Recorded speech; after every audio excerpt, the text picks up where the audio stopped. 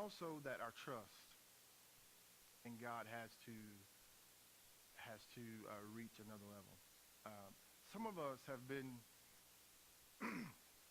some of us have been like people who, let's just say this. Say you're on the side of the road and you got a flat tire. A lot of folks passing you by, and all of a sudden, let's just use a lady for this example. This will really drive home the point that I feel like the Lord wants me to say. Maybe you're a woman and you're stuck on the side of the road. I don't know. It's a tire. Something happened to your car. All of a sudden, this big old guy stops and he's like, "Hey, you need some help?"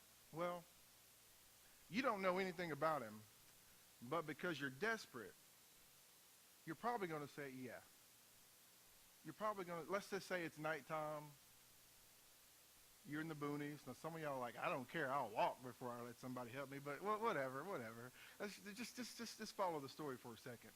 You're not necessarily comfortable with what's going on, but because you're desperate, you're more likely to than not to say, "Okay, I need help." Doesn't mean that if you saw the dude in Walmart the next day that you want to go have a conversation with him. All it really meant was that you needed help. You were in trouble and you needed help.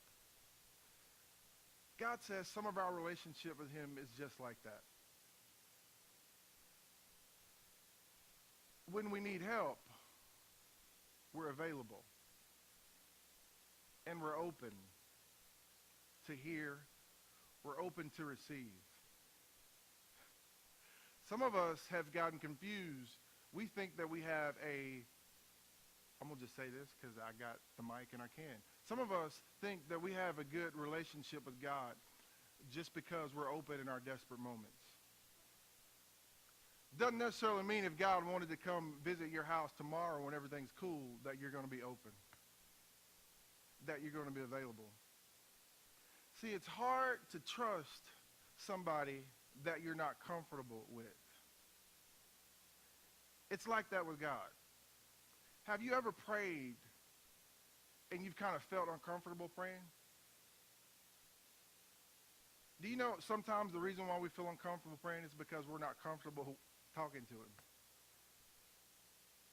Because we haven't really developed this friendship.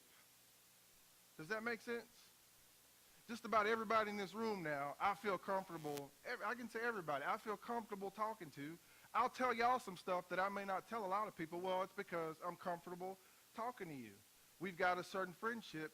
So God says, I need you to be more comfortable telling me everything about your life, and not just when you're desperate.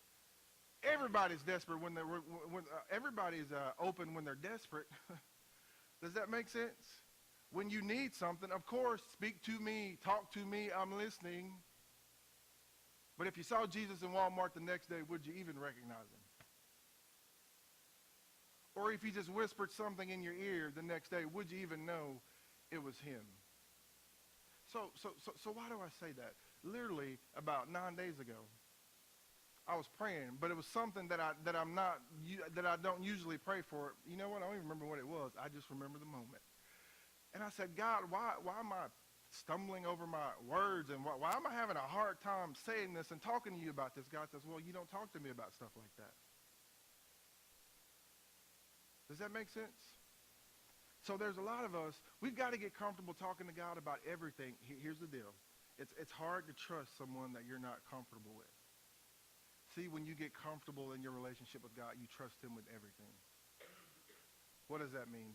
That means tomorrow, if the wind blows against your house, if the rain comes, I trust him enough that I'm cool and I'm comfortable.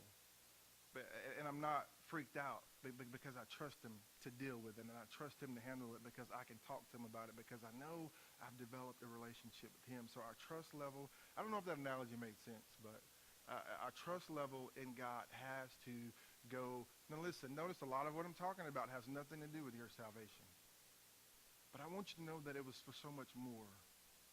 It was the greatest thing, right? It was the greatest gift. I understand that. I get that. But it's about so much more.